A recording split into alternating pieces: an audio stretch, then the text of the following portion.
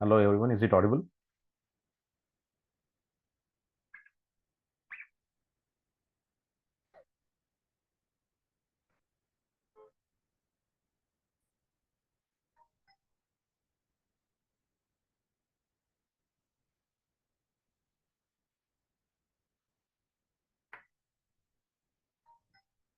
All right.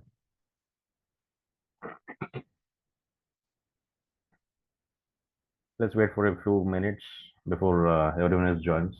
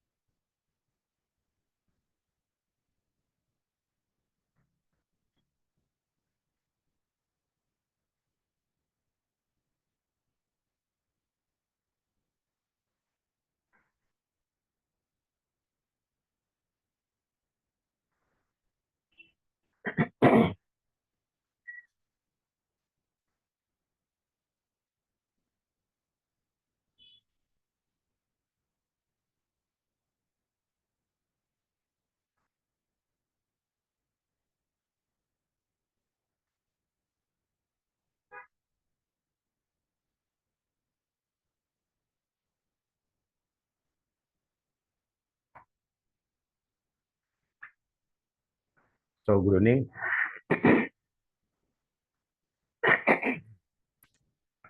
Excuse me. So the topic which we are considering today is quality management, which is the fourth module. My name is Dr. Navneet Deshpande. If you got any questions, kindly type in the chat box or you can unmute and ask the questions towards the end of the session. So the fourth module, let's try to understand the quality management in healthcare. So quality management in healthcare is an essential aspect of ensuring effective, safe, and patient-centered services. It involves systematic efforts to improve the standards of medical services, enhances patient safety, and optimize the hospital operations. The approach is based on the established methodologies, quality frameworks, and regulatory requirements that ensure continuous improvement in healthcare delivery. So let's try to define the quality. Some people say quality is in the matter, some other people say quality is in the mind. But normally, the scientists of Japan have found out that quality is neither in the mind of the person or nor in the matter. It's a third entity altogether, which is about adherence to certain standards. So, quality in healthcare refers to the degree to which healthcare services provided to individuals and populations improve desired health outcomes. So, according to the Indian Institute of Medicine, high quality healthcare has to be safe, it should be effective, it should be patient centered, and it should be timely and efficient, and more importantly, equitable. So, all these features and factors have to be taken into consideration in order to define what is known as quality in healthcare. So, any healthcare service provider has to ensure that the services are safe enough, they are effective in order to overcome the stress and provide patient centered and comfortable and satisfactory medical services, which is both timely and efficient and also equitable in terms of taking care of all the patients alike. So the importance of quality management in healthcare says that the first priority should be of the patient safety. Then all the other processes should be revolving around improved patient outcomes. And the hospital staff has to show that there has been adherence to the quality by regulatory compliance. Besides, we also have to see that the costs are managed equitably so that there's no excessive cost involved in those things. More importantly, the quality has to assure that it all leads to the patient satisfaction. And finally, staff productivity also has to be given emphasis. Besides this, there has to be an incremental improvement in the quality standards as per certain governing bodies as well as regulatory bodies. So on top, we have seen patient safety and patient outcomes are one of the topmost pain factors which we have to understand and try to reduce any pain factor that happens as a top priority. Let's try to understand the key components.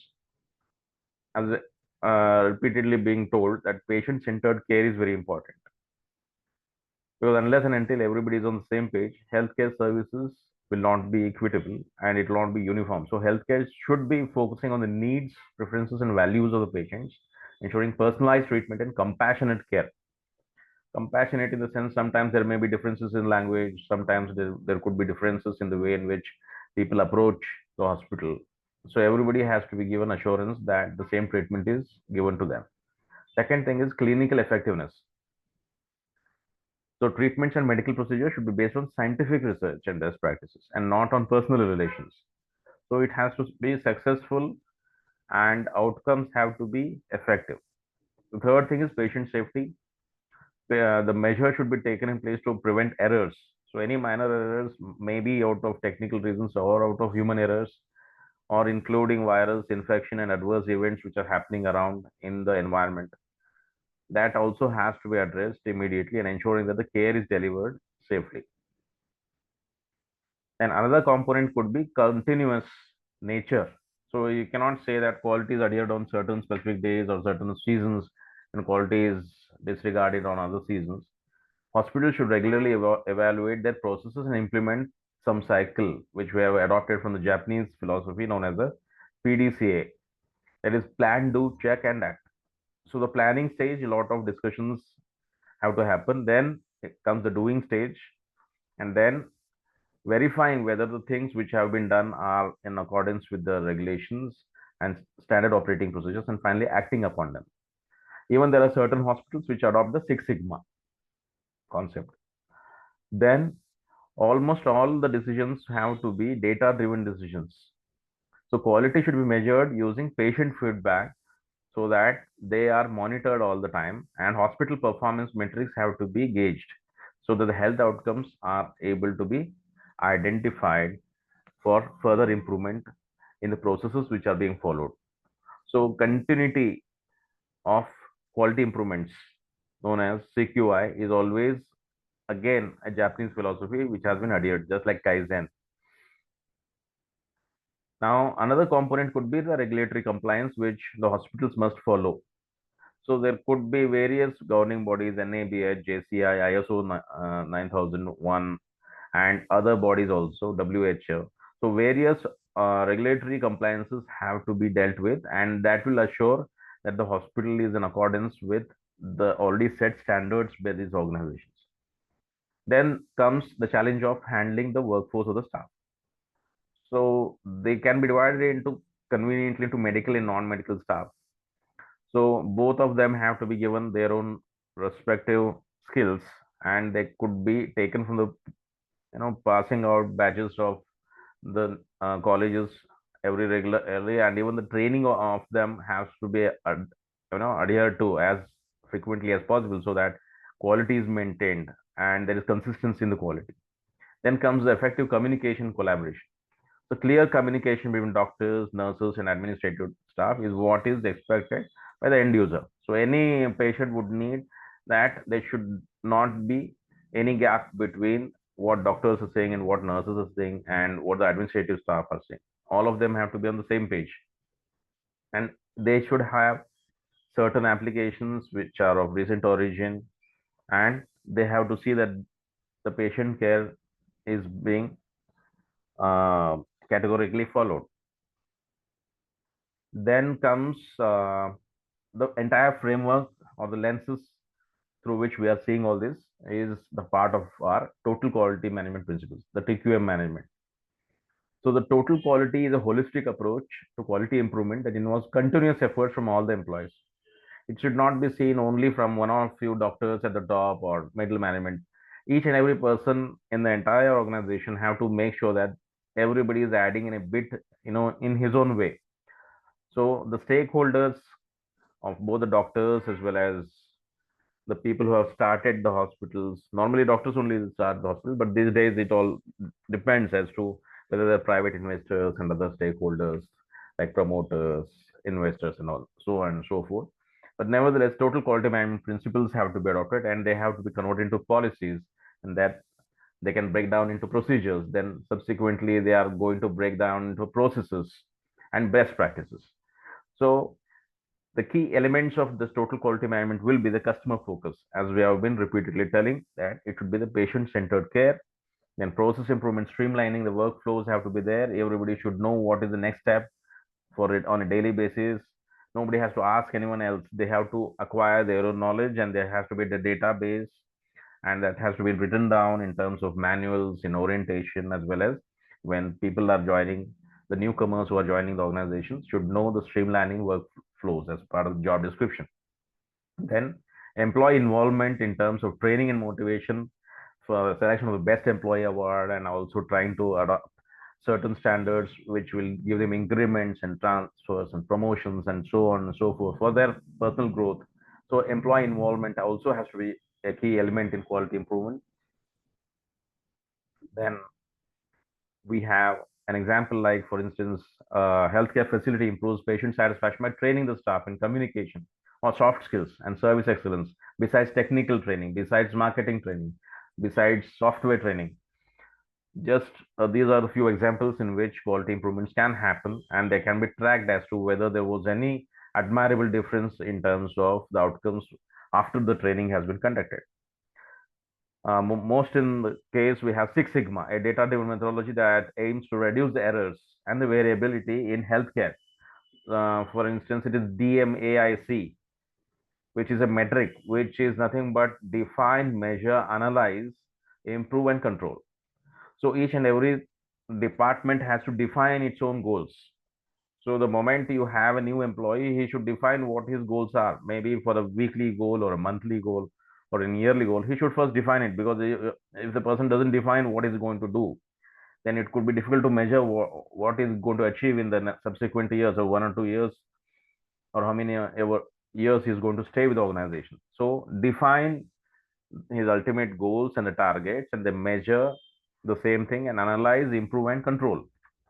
So DMAIC, that's what we are normally knowing this acronym as. It's a methodology. And it is also combining with Six Sigma. So a data-driven methodology that aims to reduce the errors and variability is again a part of Six Sigma processes. As we go ahead, because since there's a next chapter, we will not cover that much in detail in this one. So define is nothing but identifying the issue at hand, and you have to identify only one issue at one point of time. So if, let us say there is regular absenteeism, okay, there is one issue that has to be addressed, or uniforms are not good, there's another address, or the way in which people are telling or discussing, or the politeness with which the patients are being handled.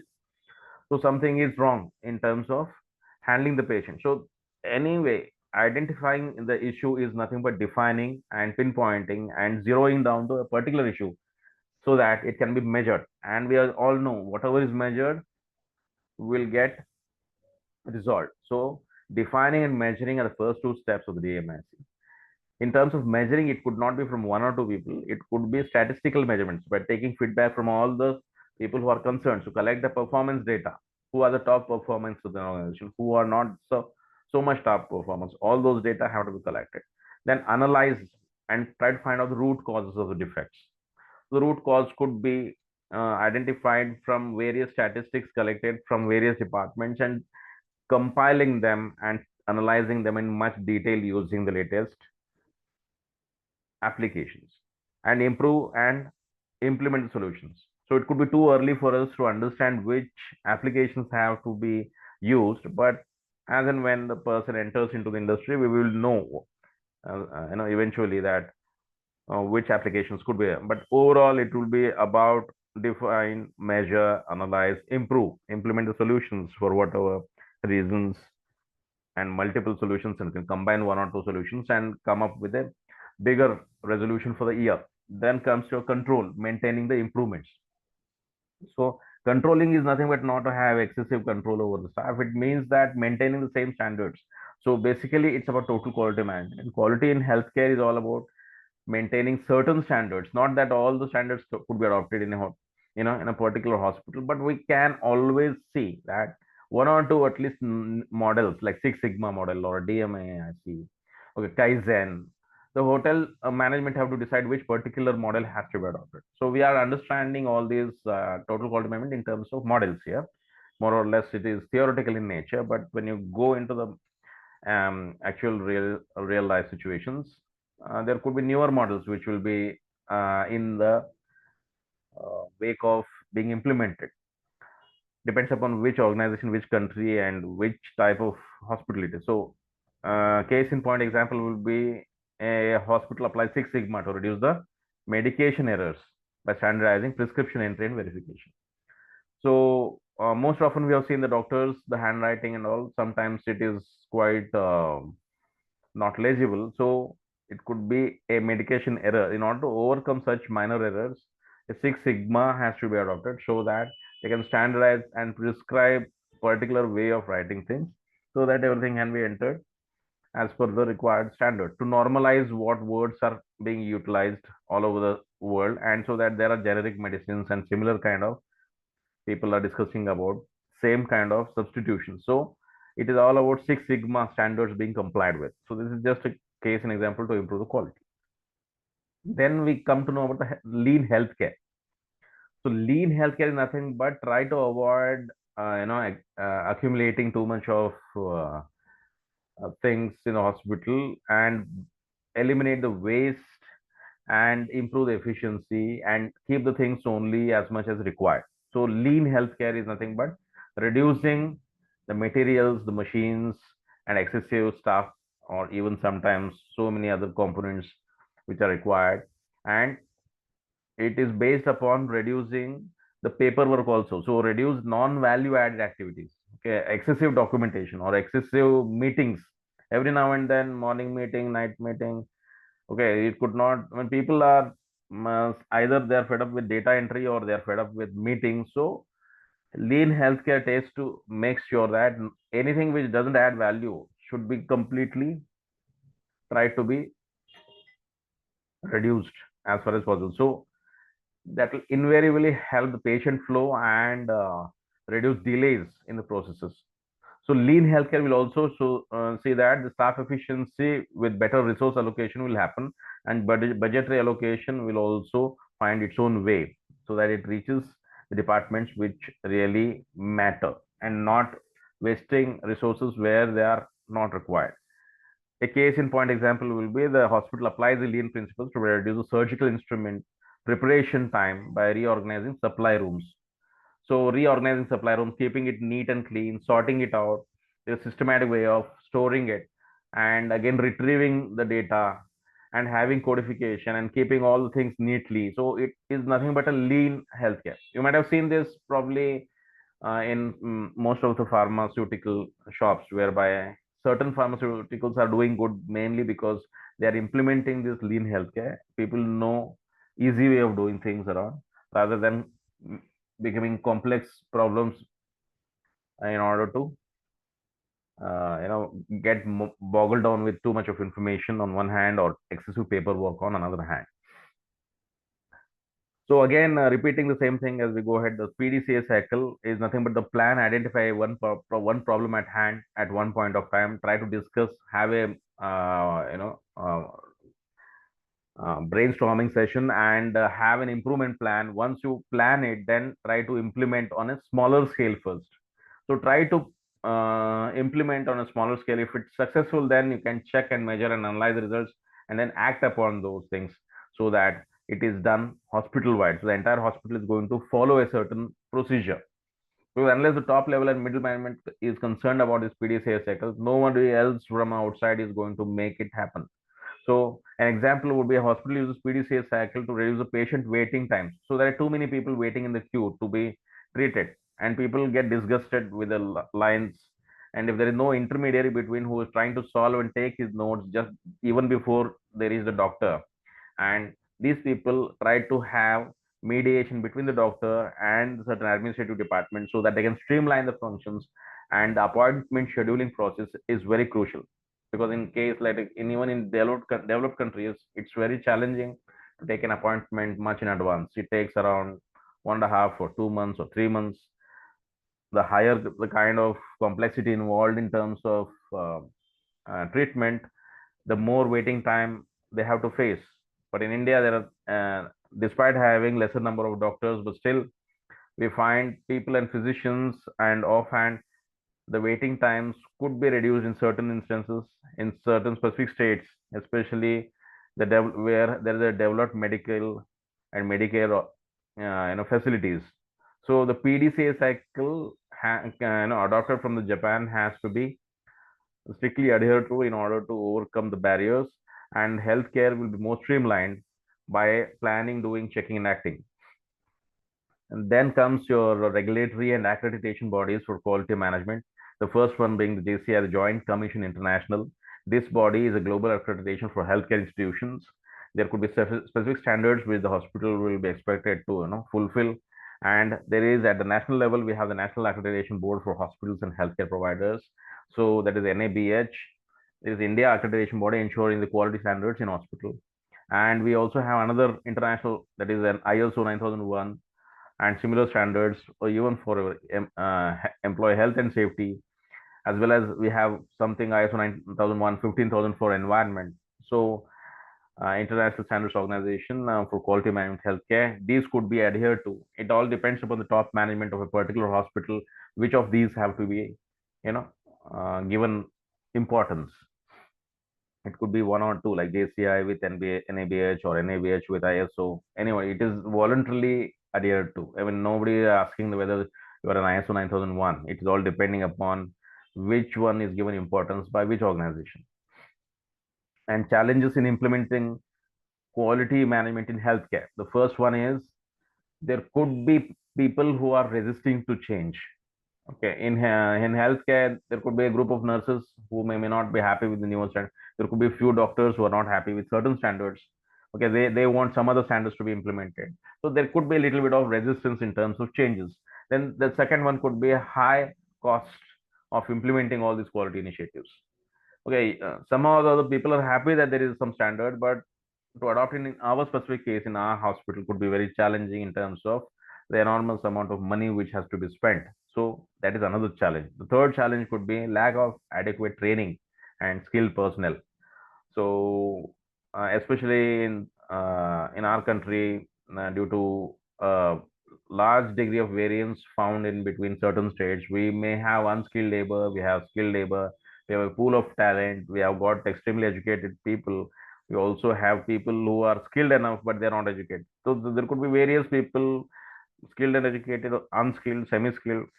So there is one challenge which is invariably faced by certain hospitals. Then the another challenge could be data collection, management issues, and management are looking for certain other goals which have to be fulfilled over a period of time, like expansion of the unit or starting another hospital. That could be their challenge, their way of looking at things. We are adhering to the quality. They may be thinking about expansion of hospital units. So these are the realistic kind of challenges which we are facing. Then there could be challenge about regulatory and compliances burdens, like excessive regulatory is also not administered. We should not follow too many regulatory bodies compliances. One or two is more than enough, as we have just now seen. And then there could be time constraints within which there could be 1 year or 2 year gap before which we have set the standards. We have planned that way, but there is a deviation, and we may not be able to really achieve that within the stipulated period of time. So the workload distribution between the top performers are almost always the doers, the people who perform exceptionally well, are the ones who are given additional jobs and tasks. be fulfilled. So workload imbalance could happen, and there could be impacting the way of lifestyle. So work and adhering or norming performing will be affected to a certain extent. So one has to see what are the challenges underlying all this quality management implementation things going on. So another thing could be lack of leadership support and commitment. So this is quite common in some of the smaller hospitals, but in larger hospitals, this is more or less taken care of. So one has to be really knowing which hospital has a good HR practices and which is more supportive in terms of which is congenial for the employees to work over there. So as far as this particular segment of introduction is concerned, we have seen that quality management in healthcare is essential for delivering safe, efficient, and patient-centered care. It is also by leveraging proven quality frameworks, adhering to regulatory standards, and fostering a culture of continuous improvement. Healthcare organizations can significantly enhance patient outcomes and operational efficiency, addressing the challenges to the strategic implementation, like adopting certain models, will have a sustained improvement over a period of time and high quality care for all the patients. So now, after having said this introduction, let's briefly go on to the summary of this, which is nothing but there are key components which we are trying to address through certain models and giving importance and quality improvement with the frameworks. So when we come to the frameworks, it's all about it is how we look at things, the perspective or the systematic approach in improving the products, processes, and services to exceed the customer's expectation or the patient's expectations. So it is a strategic planning how to beat another um, hospital in terms of providing better service, how to beat the competition and optimize the processes within the hospital so that people will have a good let us say goodwill in the market as to know which hospital is much better in terms of process optimization, in terms of continuous improvement, and it should be guided by the experts in terms of well-defined principles that provide the organization to achieve this excellence. So the principles are the underlying factors which will determine what type of discipline is being adhered and administered in operations and service. And mainly, it includes certain other industries from where this has been adopted, like manufacturing and in terms of education and several other services sector. Nevertheless, it ensures that the principles will consistently produce high quality products and services, enhancing the customer satisfaction and operational efficiency. It's guided by fundamental principles that help organizations achieve excellence in performance. So let's again regain in a much deeper way in terms of why customer focus is required. Ultimately, any organization which is started, it is done with the purpose of solving the customer pain points. Here, the patient pain point in terms of how he approaches, what are the ambulatory services, how he is going to register his requirements of needs and preferences, and how we are going to collect the feedback and whether customer is really positive about terms of reputation and increased business success. So that will define the principles adherence concept. And customer focus should have the customer satisfaction surveys over a long period of time, and there is something known as latest is voice of the customer, VOC, that will help us to gain actionable insights in terms of what exactly the customers are actually thinking about our organization. So customer focus is of much importance. The second principle could be that of leadership commitment. So most often we say that smaller organizations are not able to compete with the larger ones mainly because of the leadership difference.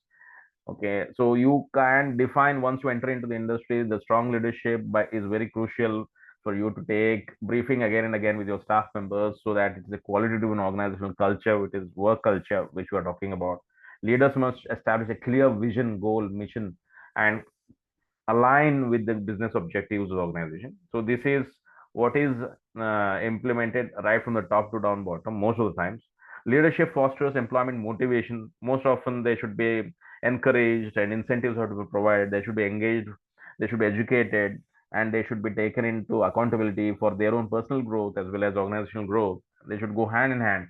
And frameworks such as total quality management and ISO 9001 emphasize leadership role in quality improvement. The third principle being employee involvement. So we should not disregard any minor changes or suggestions or feedbacks given by the employees themselves because they are the ones who are regularly working on the floor. So employees active interest and showing empathy and having them empowered in terms of giving encouragement and contribution. They're welcoming their ideas. For process improvements is much welcome, and it should be done on a regular basis with a lot of innovation involved in that. Tools like Kaizen will come in handy for continuous improvement. And then quality circles are something which every now and then, for every 15 days or every 1 month, quality circles will meet and decide what's going to happen in the next subsequent quarter or the 6 months down the line. And employee training programs will also establish a good relationship and bond homing between various people who are newcomers in the industry, and that will lead to a fostering of a culture of quality. So these are another principles which we are talking about is involvement and engagement. Then comes, of course, the process approach. As we already discussed, is the PDCA cycles. Another one will be KPIs, the key performance indicators.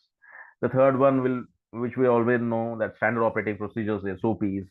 All these things have to be intricately designed in terms of policy. Manuals have to be prepared, orientation has to be taken, monitoring has to be done. And again, nevertheless, Lean and Six Sigma methodologies, which have been so successfully run in the manufacturing industries, that could be easily adopted into the service industry, which can eliminate waste in terms of medical waste, IT waste, time waste, many other things. So every work contains a lot of waste basically. Even if anybody wants to, cover any particular gadget, there is some amount of waste, either in terms of the process or the way in which things are handled, or the way in which things are distributed and stored. So we should know by adopting Lean and Six Sigma methods, which will invariably help us in order to have a streamlined operations. Then the fifth one will be continuous improvement, Kaizen. So quality is not one-time achievement. It is a incremental day-to-day improvement. Like if a doctor has been able to cure two patients on a day, maybe Kaizen will help him to improve another patient on another day. So incremental improvement is only possible. Sudden improvements or sudden haphazard changes are not likely to get any much rewarding points for the hospital. So quality is not a one-time achievement. Organizations should strive for continuous improvement products and services. Lean, Six Sigma, PDCA, benchmarking also will happen in identifying the improvement areas. Innovation and adaptability are essential for sustaining long-term quality standards. Innovation and adaptability. Adaptability is what is most important. Agile technologies, then always our focus have to be not on emotions or something like mood or something, or mood of the management or something like that. It should be statistical process control. Everything has to be decided on statistics. Every decision has to be taken on data. It should be data driven decision making. We should have the root cause analysis, that is known as RCA. We also will see the failure mode and effect analysis, helps in identifying the quality issues. So there could be some justification in order to understand all these kinds of data driven decision making, be it SPC, be it RCA, be it FEMA. And all this also is given in your notes in our portal already. Everything is there, so you don't have to really worry about writing it down, because it's there, you can refer it to anytime. So data analytics and key metrics such as defect rates. So every process will have some defects, out of one or two defects out of 1000 cases. Then customer complaints, how many on a daily basis, on which season or which month there are more complaints. So these have to be noted down in logbook. And then the first pass yield, and how much quality measurements have to be adhered, and who have been rewarded with good outcomes. All those things could be data driven decision making process. Then we have something known as the other stakeholder, which we are very good at maintaining relationships, is the suppliers and the partner collaboration. So we have to have a partnership with our suppliers. We should be able to develop newer products along with the supplier. We should give suggestions to supplier to make it customized products. So the product and the service could be consistent over a period of time, provided they will make certain things which is required for the particular hospital in which we are working. So organization must work closely with our suppliers and partners to maintain quality standards in the supply chain.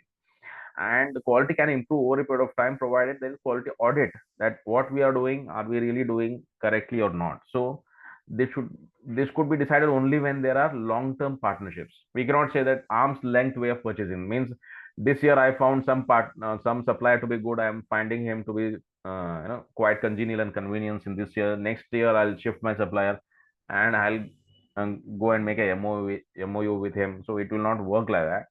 So we should have long-term partnership and we should have supplier quality audits, and mutual quality goals and enhancements will help us overall improve the performance. And supplier quality management is another kind of terminology which we come across in most of the hospitals. Supplier quality management in selecting who are the best suppliers, who are reliable and who are well known in the market, in terms of knowing better for their quality circles and outcomes. And we have to evaluate those suppliers performance, and then only we have to select the supplier, not just because of some references or some kind of somebody has admired or recommended him, not on mere false recommendations, but by measuring their evaluatory requirements. Then comes another principle is known as risk based thinking. So as we told, every work will have some amount of waste. Similarly, every work will have some amount of risk also. So organization must anticipate mitigating those risks and could impact the quality. Risk management could be in terms of the marketing risk itself, or it could be quality terms. While disruptions are encouraging, we don't know, there are so many developments happening and which particular thing to follow. So tools like SWOT analysis, knowing the strengths, weaknesses, opportunities and threats, FMEA, assessment matrices, there are various so lot of things which can help reduce those risks and mitigate them effectively. And a proactive approach to do a better quality control can be done by understanding what type of risks, because of the location, whether the hospital is facing risk, because of finances, whether the risk is faced, because of the goodwill created in the market, or because of some critical incidents which have happened in the hospital that is creating a risk. What exactly the risk is, okay, with whether financial risk or material risk or terms of quality, supplier risk, or it could be anything. Okay, risk could be various types, but there are certain tools which we have to understand. We should have regular meetings on the basis of certain models like FMEA, then SWOT analysis, then risk assessment matrices. This will help you to overcome this risk and mitigate them. Then obviously comes the standardization and compliance. Organization should adhere to the quality standards. Six Sigma, Malcolm Baldrige National Quality Award, MBA and QA we call. So that is another model which one can study in detail. But as of now, they will not ask you a certain detailed question. They will just ask which are those ones. So, but anyway, so those people who are interesting, they can go through the notes as well as another recorded videos in terms of Malcolm Baldrige National Quality Award. Uh, for want of time, we may not be able to understand everything in detail. But nevertheless, in subsequent chapters, we have Six Sigma in much detail than Malcolm Baldrige National Quality Award. And then standardization ensures consistency, reliability, and efficiency in operations. So these kind of standardizations is another principles, and compliance, of course, that gives us star ratings, and that will give us goodwill in the market, that will elevate our positioning in the market. So standardization and compliance is one of the principles on which the entire thing is established. 10th one is our sustainability. So everything whatever we are doing, we are not away, we are not isolated, we are not in the sky. Our organization will be somewhere within the society. We have to give back each and everything whatever is the society has given us. So we are in the environment, our environment, in no matter how negligible way, we should be sustainable, at least for the sake of environment. So quality management must align with environmental and social responsibilities. Sustainable practices improve the efficiency, reduce the waste, and enhance the brand reputation.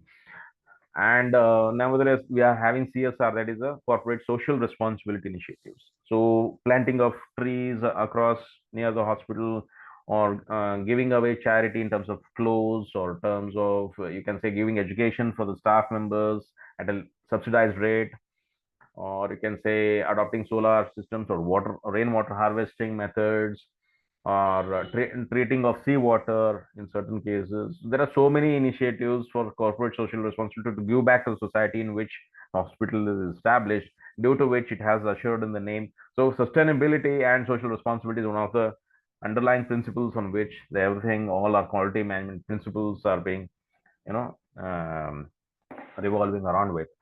And we conclude that so the quality management, this dynamics of this standardization, which we are having systematic way of looking through the model, will serve as a foundation. These principles will lay the foundation for building sustainable and customer focused organizations. Okay, otherwise it will be scattered. Okay, suppose on certain day you don't have a particular department functioning, so on that day that particular department will have some kind of problem. So we should help the organizations improve their performance at departmental level, at the individual level, as well as improving the enhanced customer satisfaction and achieve the long-term success of the organization. So you have a structured quality management system. So various things which were just now discussed, if you go into the depth of them, you'll know what kind of things uh, they will be there and how they will be adhered, because for adherence it requires mixing the theory with the practicals, and principles leads to the better decision making, continuous improvement, and overall operational excellence. Now we'll go ahead with our same thing, quality management systems. Okay, so quality management systems in healthcare are structured frameworks which are ensured to have delivery of a safe, effective, and patient-centered care. Although it may look repetitive as of now, but when you go through certain modules, I don't know why the syllabus is repetitive, but anyway, those are the things which one has to be quite acquainted with.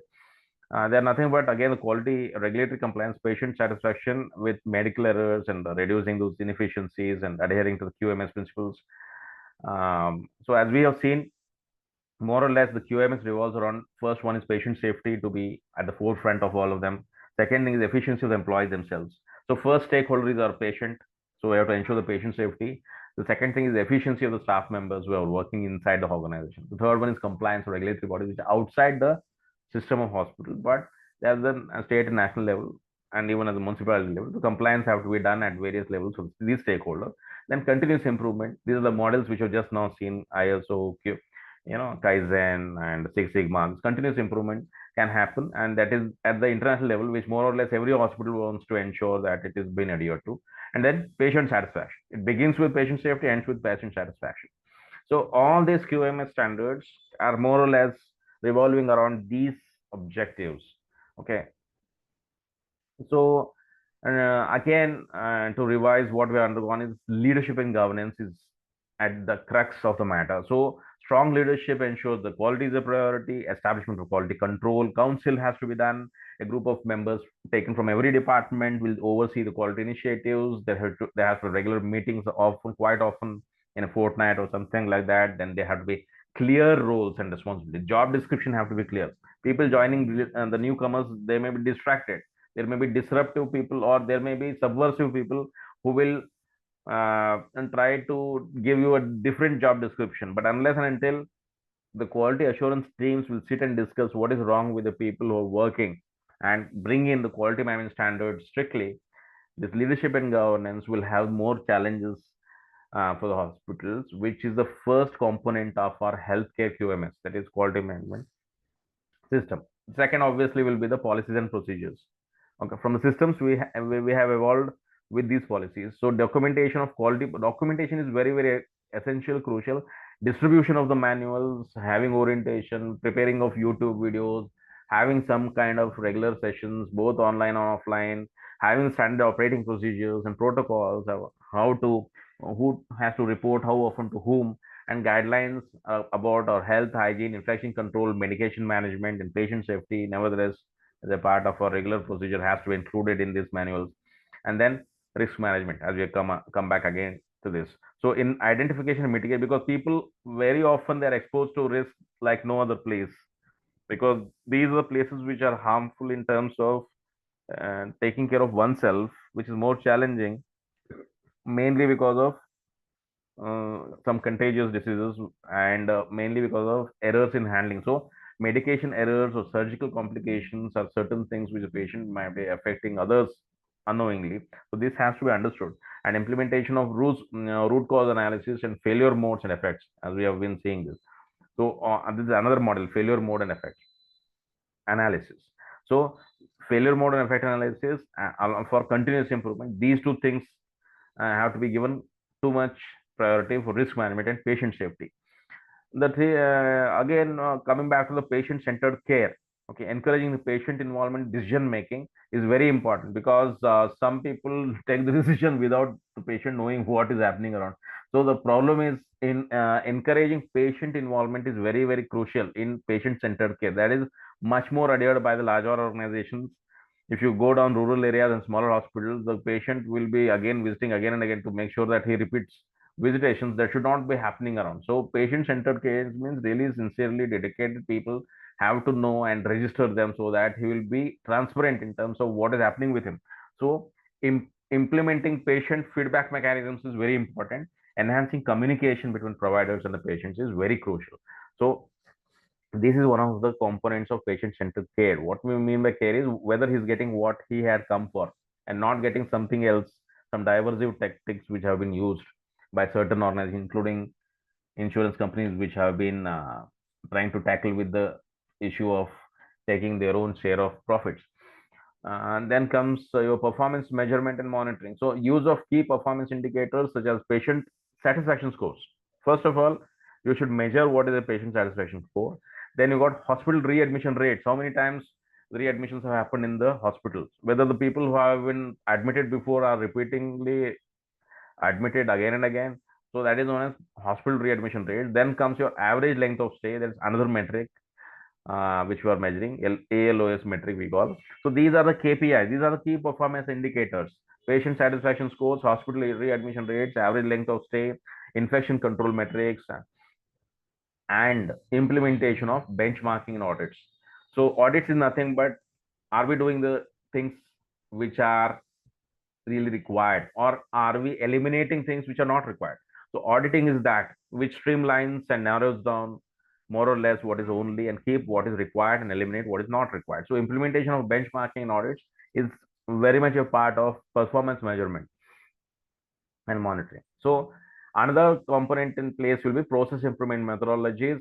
Total quality management, the entire organization has to involve not just a few departments. Six Sigma has to be implemented with variations found and defects identified, one in thousands, like one or two cases in thousands have to be identified. That's the Six Sigma methodology. People are getting certified, Six Sigma certified, green belt. Okay, then you got black belt, all those things. So then lean healthcare. So there are certifications in these things. One, as they go ahead, they can acquire them as and when if the hospital insists on having them.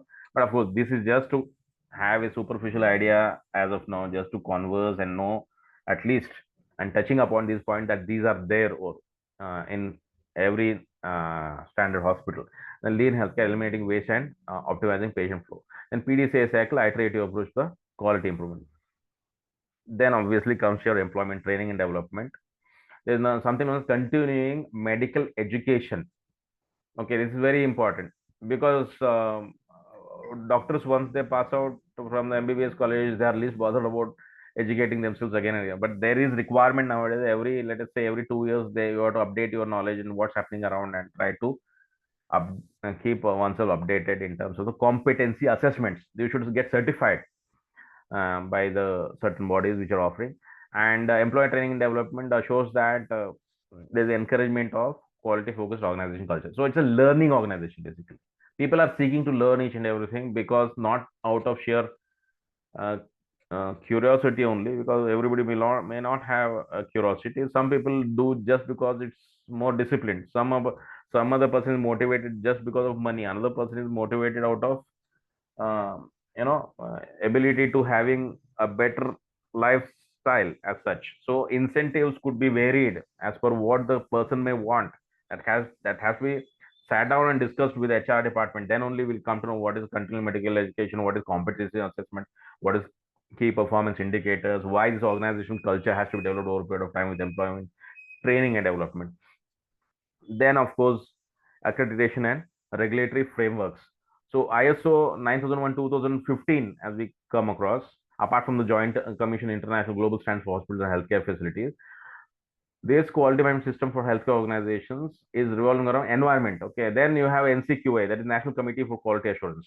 So there are these bodies which we can keep abreast every now and then. You can watch a little. I mean, you can also listen to podcasts.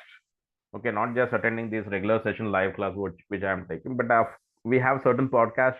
You can go to Google Podcasts. You can listen to them. Probably you can know certain annual publications from JCI, Joint Commission International, what their findings are. And if you want to go to the depth of National Committee for Quality Assurance. You can try to understand what are the best practices, which hospital is following what type of best practice. So that will give you a clue as to what your next type of studies could be. Then you comes to national standards, National Accreditation Board for Hospitals and Healthcare Providers, NABH. So it's all India body which the hospitals have to fulfill all the criteria based upon which they will be given the ratings. And then in USA, similar thing will be taken care by CMS, which is the Centers for Medicare and Medicaid Services. And then we'll have UK, which is NHS, National Health Service. And every country has its own national standards. Basically, we're talking about regulatory requirements. Then compliances are nothing but HIPAA, Health Insurance Portability and Accountability Act. Okay, so adherence to the legal requirements such as HIPAA, that is health insurance portability. So suppose a person feels that one insurance policy is not good, he did not cover some kind of disease, then he will switch over to another or insurance company. So people have come up with these kind of regulatory frameworks in which people have the ability to shift healthcare insurance portability and accountability act, okay, for data security.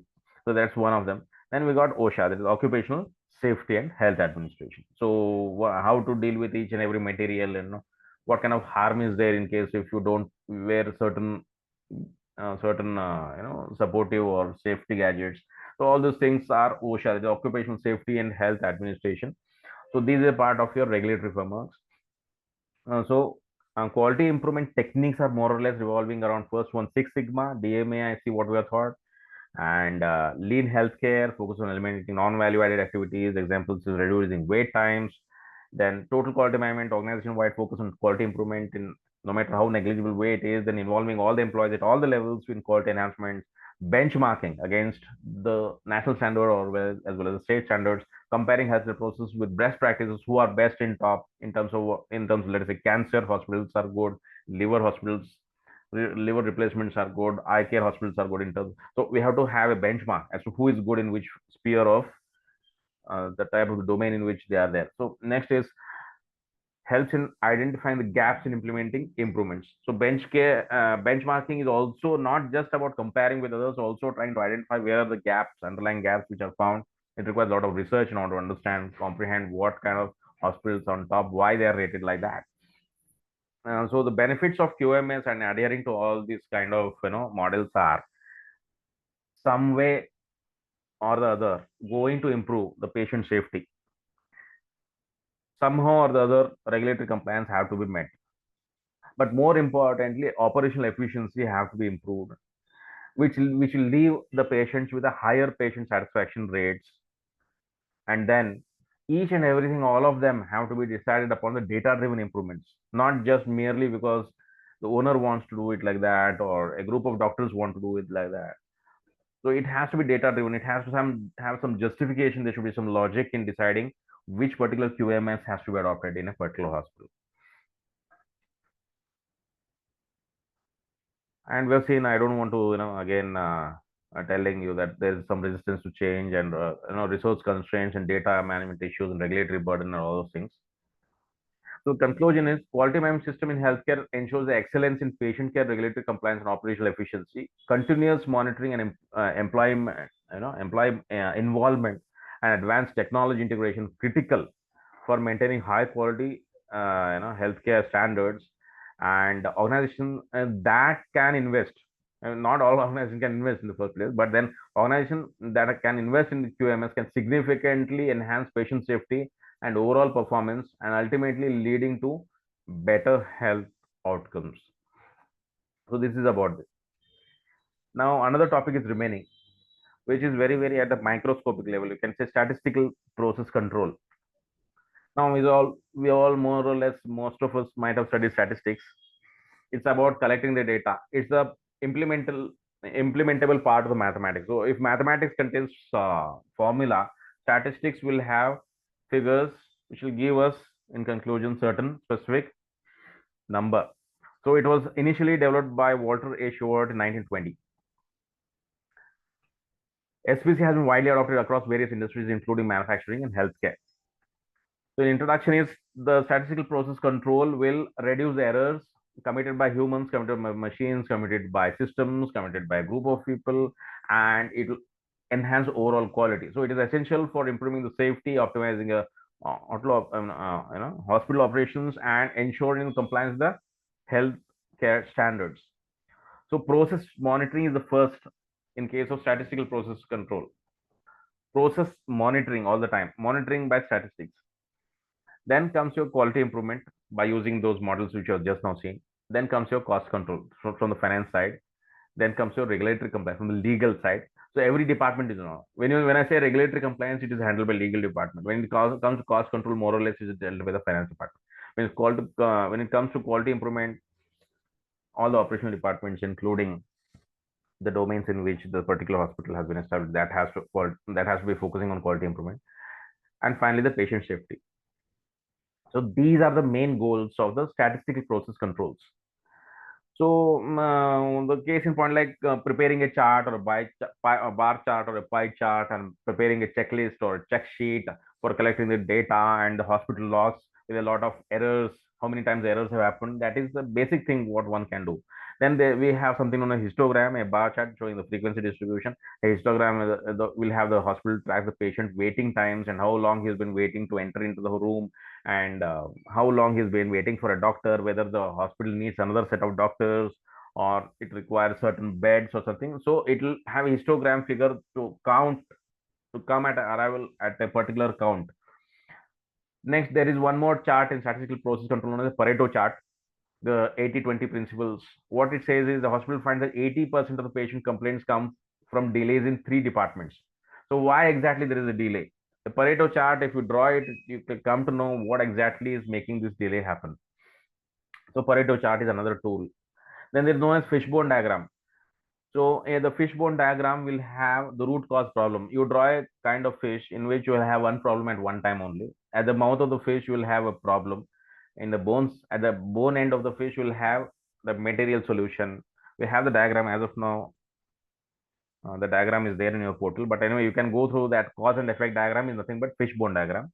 It has been identified from Japan and it has been used to identify what is underlying problem, whether it's a human problem, it's a technical problem, it's a behavioral problem, it's a regulatory problem, or it's a problem related to certain uneven incidents which have happened. So cause and effect. This, if you draw this fishbone diagram, you'll understand what kind of things led to what kind of consequences. So there's another statistical process control tool which you can use it, Pareto chart and wishbone diagram. Then you got control chart. This control chart is more or less tracks about how much of stable things are going around. So everything is being controlled. Just like in case of your PC, you are having a control particular app when you start panel you have. So similarly, this control chart also you should provide what's happening around in the hospital. Next, you have a scatter diagram. So various applications, of course, the if you see from the textbook point of view, it may look a little bit outdated, but then there is a scatter diagram which the apps will normally automatically generate. You don't have to do anything, just to press the scatter diagram, it will show you the scatter diagram. Then hospital exam is linked between the nurses to patient ratio. How much? 1:1. Room is to how many rooms is to how many doctors? Okay, how many rooms versus how many nurses? How many rooms versus how many staff? So that is it gives a ratio. The scatter diagram will plot, okay, how many shifts they are working. It will give a brief idea about whether everything is staffed adequately. Then comes your flow chart, visualizes a process for improvement. Hospital maps the discharge process to reduce the patient waiting time. That's a flow chart. So all these charts, whether it is a control chart, scatter diagram, flow chart, Pareto chart, cause and effect chart, check sheet, histogram, all these are statistical process controls in order to have certain things documented. So this looks like it. A flow chart, you can see on the left hand side, a process flow chart will look like this. Okay. Then we got 7 QC tools. We normally call it as 7 QC tool. A process flow diagram will look like this. A check sheet will normally look like this, 1, 2, 3, 4. Okay, then histogram will normally look like this with a bar diagram. A Pareto diagram will have a cause and effect. Like the Pareto diagram will have a 80-20 model. Sorry, so 80 versus 20. So 80% of the problems are due to 20% of the activities. That's what Pareto says. That Pareto diagram believes that 80% of the problems which the hospital faces is due to only 20% of the activities, and remaining 20% of the problems is due to 80% of the activities conducted by the hospital. So that is Pareto diagram. Then comes your cause and effect. So it is a man-made cause or a material-made cause or the method-made cause. What is causing that particular effect? Then comes your machine-made cause, money-made cause, environmental-made cause. So all these, this is a fishbone in which we are trying to identify at the tip of the bone of the fish, whether it's a man who is responsible, whether it's a material which is responsible, whether it's a method which is responsible, whether it's a machine which is responsible, whether it's the money which is responsible, and whether it's the environment which is responsible. So this is the fishbone diagram. At the tip of the fishbone, you have to have one particular problem. You have to write one problem here at one time. You can't write all the problems. You have to take one. You have to consider as an effect one particular effect due to whichever reasons we can able to find out by discussing, by brainstorming, and by knowing, by involving the people. We have to discuss, and we come to know what is the cause behind a certain effect. Then comes, as we're telling, scatter diagram in terms of attendance, in terms of whether everything like tools and materials are properly placed in every room, like that. The scattered plotting of the scatter diagram. Then you have got control charts, statistical control charts. In every inventory, we'll have control charts. Okay, whether the inventory is less, whether it is scarce or whether it is excessive, whether too much of money is being hidden and locked up in certain inventories. So control charts will help evolve and come out of that kind of a redundancy or kind of silos. So these 7 QC tools will be often used by many healthcare organizations, which if you study in depth will give a fair idea as to what exactly these quality statistical tools are all about and why essentially and when they are normally used. But this course as such, we will not expect that to be known in so much detail. We just on a superficial way will try to understand and just become familiar with what are these 7 quality control tools. Okay, fine. Um, Ending up with what all will lead this to the benefit. Again, as we've been repeatedly telling, it's about improved patient safety, reducing the risk. It's about data-driven decision making. It's about increased efficiency. It's about better compliance, and it's about enhanced staff performance. So all these are revolving around the betterment of all the stakeholders. And challenges I will not touch again and again. It's repeatedly. So statistical process control is a powerful tool. Okay, and this SPC is going to be helpful in healthcare quality management. SPC improves the patient care, enhances the efficiency, and reduces errors. Healthcare organization must ensure that proper training, accurate data collection, integration with the existing quality improvements framework. And what those existing quality frameworks are there, that can be decided only by the specific hospital. As of now, we are just familiarizing ourselves with what could be there, and most of that are being there, but not all of them. Means if you go to one hospital, one or two may be there. On another hospital, two or third one or second or third one will be there, like that. So we're just familiarizing ourselves with the quality management principles and tools and techniques, which at this point of time is more or less sufficient in order to cover this syllabus. Okay, so this comes to the end of my today's session. If you got any queries, please type in the chat box.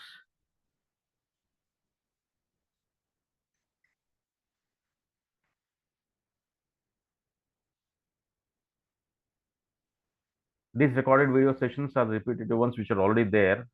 Yeah, Tejaswini is asking, yeah, this PPT, in fact, all the things what I have seen is already there in your portal, and the regular recorded sessions are the same kind of slides which are being used again. And apart from this, if there is anything, then I can do one thing. I can share one case study on this, possibly, if I have that link.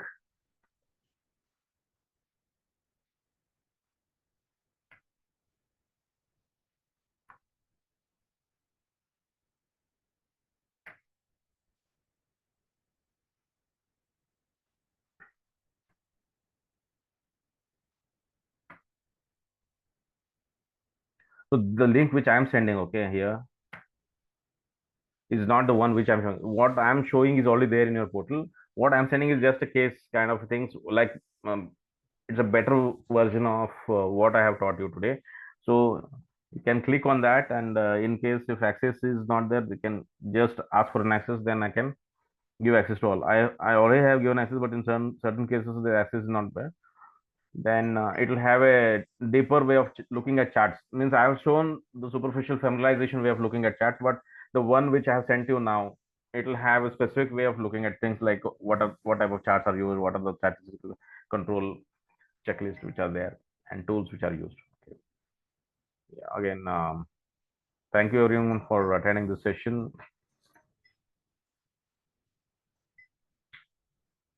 and let's sign off.